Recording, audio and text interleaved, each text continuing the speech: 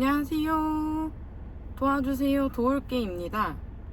단백질 보충제를 처음 구매하면 가장 궁금해하는 게 있습니다. 언제 먹어야 하나요? 운동 안 한 날에도 먹어야 하나요? 한 번에 많이 먹으면 더 좋은 게 있나요? 생각보다 많은 분들이 단백질 보충제를 구매하고도 제대로 활용하지 못합니다. 그래서 오늘은 단백질 보충제를 100% 활용하는 방법에 대해 알아보겠습니다. 먼저 가장 중요한 사실부터 말씀드리겠습니다. 단백질 보충제는 특별한 음식이 아닙니다. 근육을 자동으로 만들어주지도 않고 살을 자동으로 빼게 해주지도 않습니다. 이름 그대로 단백질을 보충해주는 식품입니다. 즉, 평소 식사에 부족한 단백질을 채워주는, 그거를 사용해주는 가장 올바른 방법입니다. 그래서 제목 그대로 첫 번째 꿀팁은 단백질 보충제를 식사 대용이 아닌 보충제 그대로 활용해 주시기 바랍니다. 다이어트를 시작하면 많은 분들이 아침, 점심을 건너뛰고 단백질 쉐이크만 마시는 경우가 있습니다. 물론 단기간에는 체중이 줄어들죠. 먹던 걸 안 먹고 단백질만 보충을 하는데 어떻게 체중이 안 줄어들겠어요. 하지만 포만감은 오래 유지되지 않고 영양 균형이 무너지기 때문에 장기적으로 지속이 굉장히 어려울 수밖에 없습니다.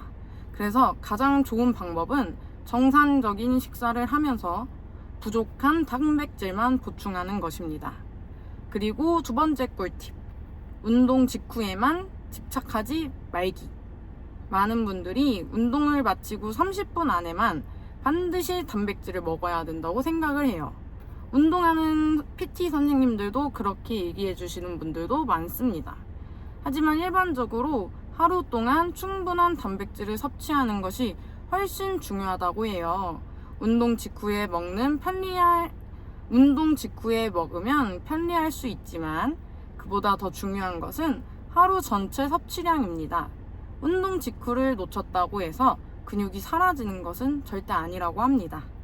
그리고 세 번째 꿀팁, 운동하지 않는 날에도 단백질은 필요해요. 단백질은 운동하는 날만 필요한 영양소가 아닙니다. 우리 몸은 쉬는 날에도 근육을 유지하고 회복하는 과정을 계속 진행합니다.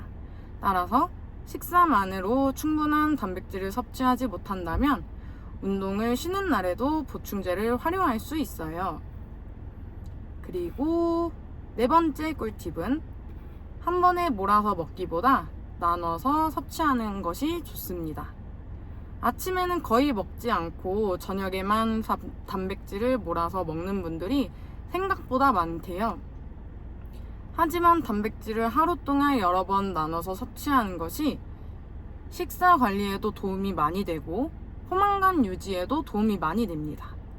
예를 들어 아침에 한 번, 운동 후에 한 번, 부족한 식사 사이에 한 번, 이런 방식으로 활용하는 것이 더 실용적입니다. 다섯 번째 꿀팁은 물과 함께 충분히 섭취하시길 바랍니다. 단백질 보충제를 먹기 시작하면 물 섭취량이 줄어드는 경우가 있습니다. 하지만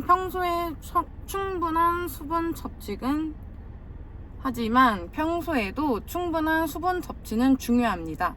특히 운동을 함께 하고 있다면 더욱 신경 쓰는 것이 좋습니다.